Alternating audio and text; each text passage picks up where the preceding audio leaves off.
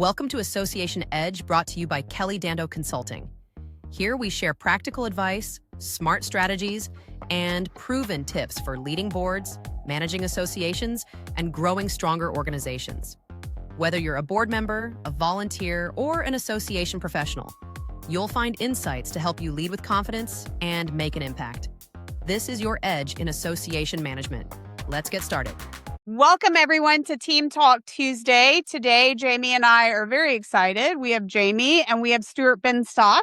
Stuart is the past CEO of CFMA, and Stuart has joined us to talk about all things in the association world. He is retired and living his best life now, and so he is telling us the things he misses, the things that he is gratefully no longer has to deal with, and his perspective that now he's out. So, Stuart, why don't you tell us a little bit about yourself? Well, first of all, Kelly, I miss seeing you all the time. I always kid, and I know she loves this, but there's that expression, what would Jesus do? I often say at CFMA, it's what would Kelly do? WWKD. And I miss seeing you on a regular basis because you have done and continue to do an excellent job within the CFMA company. That. I think we could get bracelets made for you, Stuart. BWK, I'd wear it. Yes, absolutely. I'd wear it. So my career, I graduated from law school and I went to work for the Department of Labor in the area of OSHA.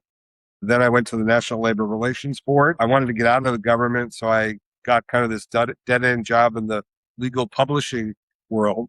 And then a friend of mine who was there got a job at this place called AGC, which I had never heard of. I didn't know what it was.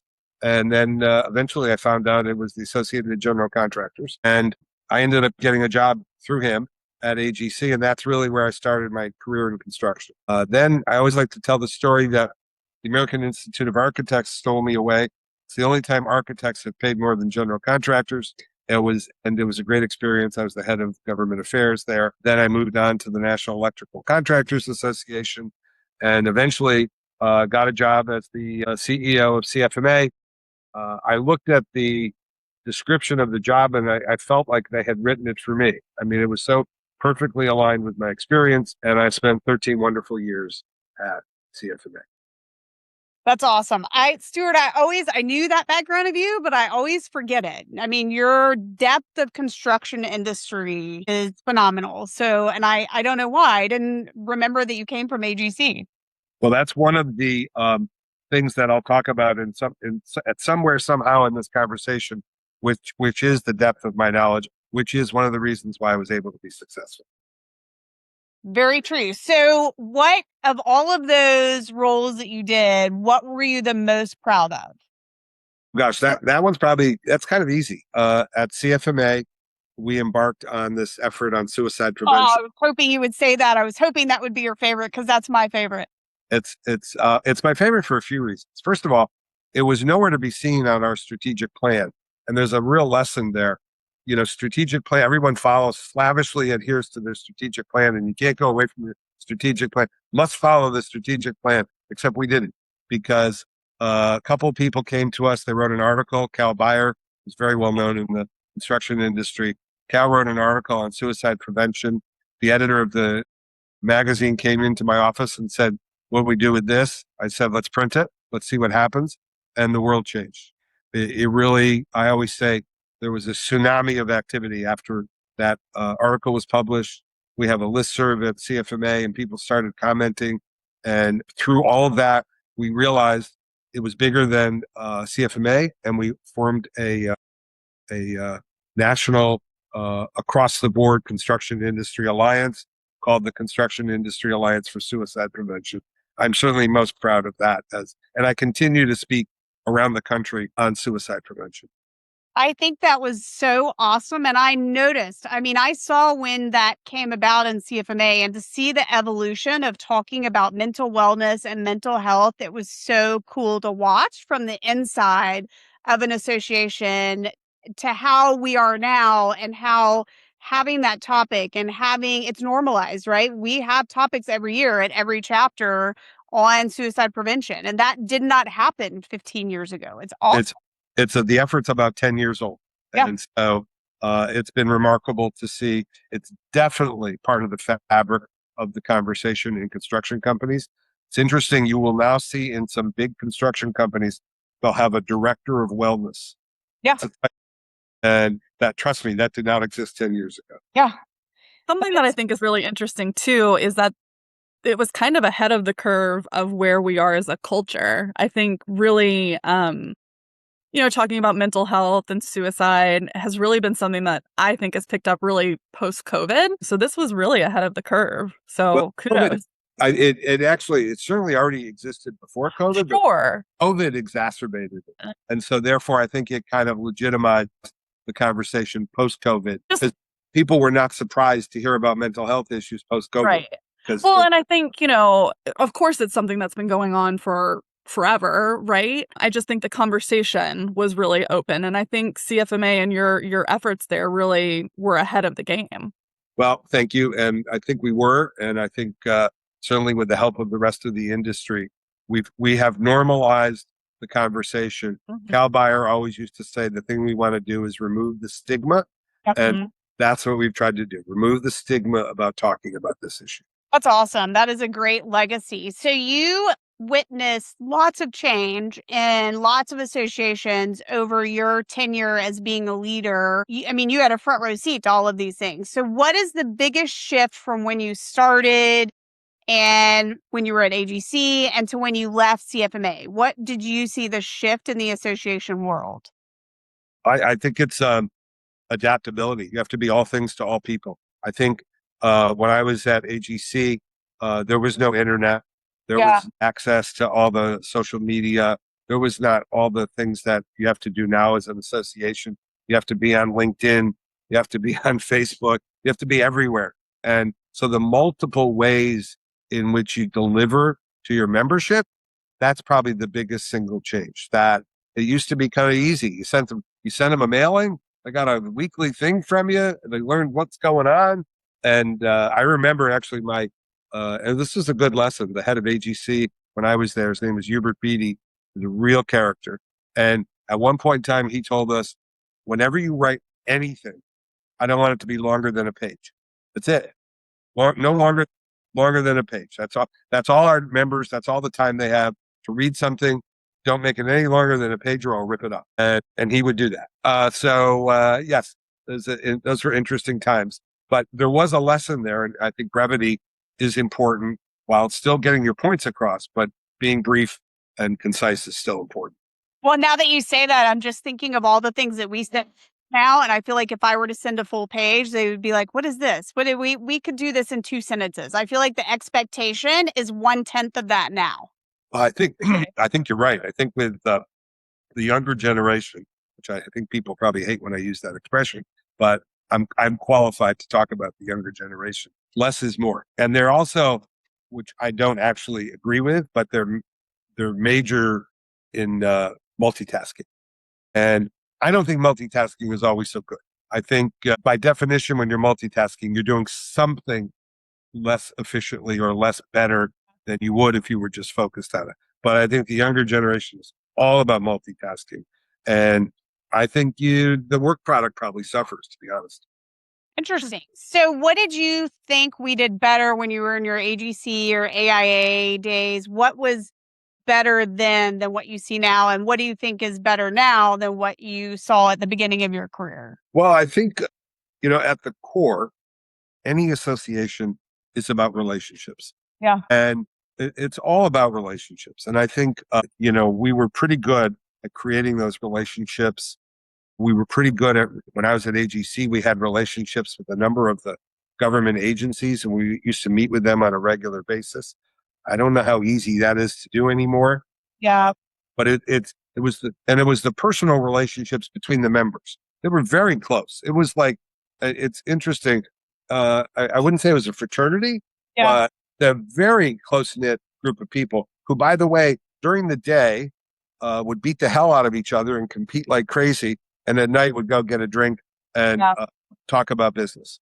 So I think it's the relationships. I think sometimes associations now may be guilty of being a little too corporate oriented, thinking that, and there's a real balance here. Because I know when I got to CFMA, there was a feeling that it was maybe a little too clubby and it needed to be more businesslike. And I definitely made an effort to make it more businesslike. But I wonder if we haven't gone even further and made it too businesslike and not as friendly and, that camaraderie, which is still very, very important. Interesting. Well, we're talking about different generations. Jamie and I have met with lots of people about that. And one of the interesting things is I feel like, and when I was at AGC, I had the same experience. It was all about relationships and we could have meetings after work. Now we cannot get people in a room after work in most cases, depending on where the chapter is. People just don't, that's not how they meld and that's not how they network. And it's such an interesting change. Well, I think it's all based on technology. Yeah. And the younger generation is all about technology, all about doing everything online. I'm fearful that some of them don't have the ability to have a one-on-one communication with somebody and look somebody in the eye because they're busy looking at their phone. I mean, it's fascinating to me, and I should say troubling, not fascinating. But how many people you will go to a restaurant and you will look around and you will see groups of 4, groups of 6, and every single person is on their phone. And even though they're in front of each other, they're not communicating. Yeah. And I think that, with every great invention, there are also things to be careful of in technology. And the iPhone is certainly a classic example of that. It has brought us amazing ability in some respects, but I think it's also really done harm to social interaction. Do you think that it affected the reason people join associations now? So how do you think that shift looks for why that younger generation joins? This is what Jamie and I have been doing all these podcasts on, is how do we get them to join? And when they don't really want to network in person and they don't really want to get involved, how do we help facilitate that? Because I think that is one of the hardest parts of our job. Would you agree, Jamie, or no? One of the many. Definitely. One of them. I would say, once again, it is about convincing them that the relationships are important. And with a lot of them, let's say, you work for an accounting firm and you want to become a member of CFMA. The older folks understand the relationships that they built and the business that they built out of that. They have to explain that and, deliver that message to their younger employees as well. Is that it's always been about relationships. It is today. It always was. And talk to them about the benefits of being associated with an organization. So now that you are no longer in the association world, what do you see that people who are in it, maybe we could say the trenches, that they're missing, that they could do better or look at differently? Well, I think I mentioned right early on in the conversation, one of the things I think I brought to the table that a lot of other people don't is I had broad-based knowledge of the entire industry. So I had a number of jobs in the industry, as I mentioned, before I got the CEO job. So I could talk to members about virtually anything related to their business. I could talk to them about design build versus design bid build, which most people in the association world, they don't learn the technical parts of the job. Yeah. They learn membership. They Yeah, learn that's so true. recruiting, Yeah. but they don't understand the industry, the ins and outs of the industry. And I think that was one of the great benefits I had when I interviewed for CFMA. I could talk to the folks who interviewed me about anything related to the industry.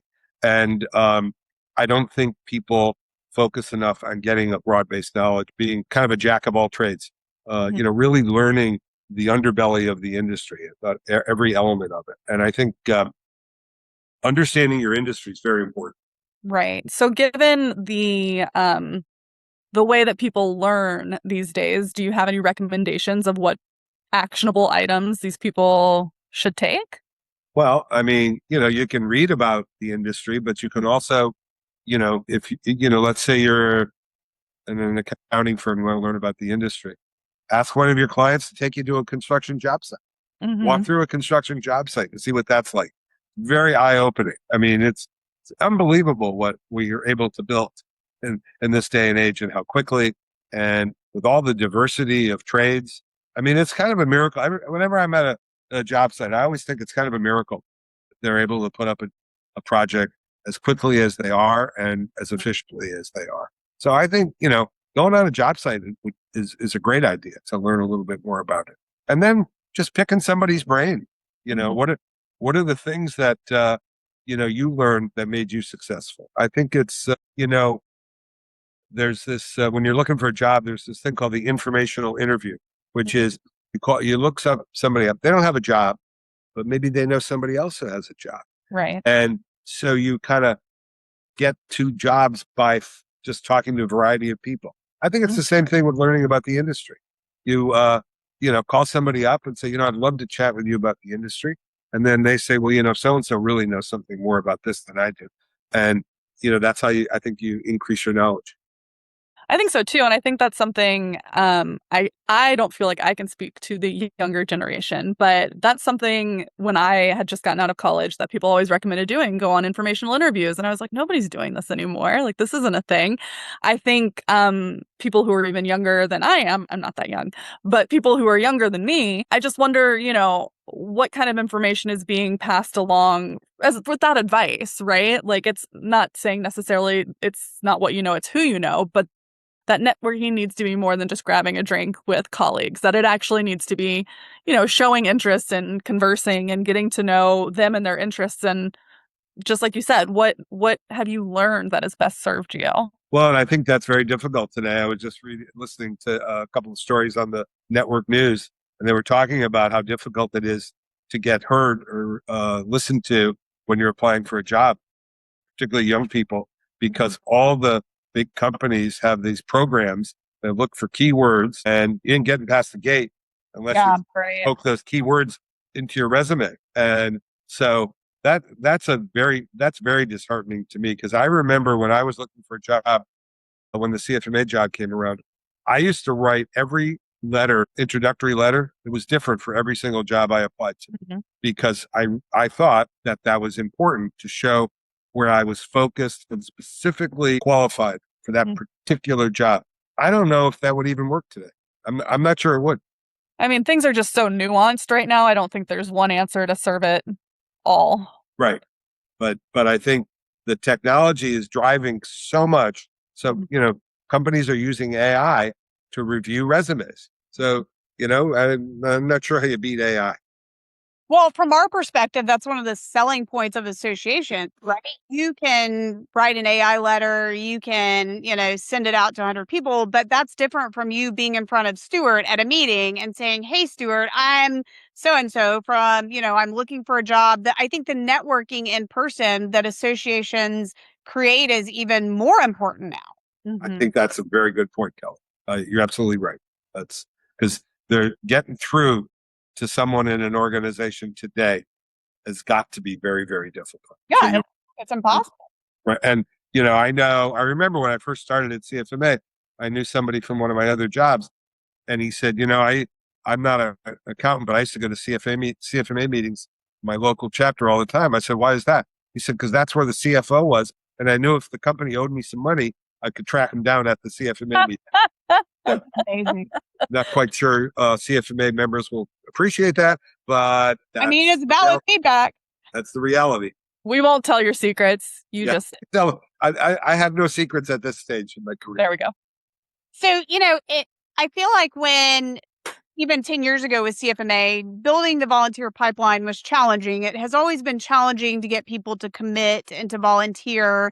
In this day and age and everything that we've talked about, what do you think we can do to get more volunteers in the pipeline? Because what we're seeing is our older members are very willing to volunteer, but that younger group is so challenging. I think, first of all, you have to be intentional.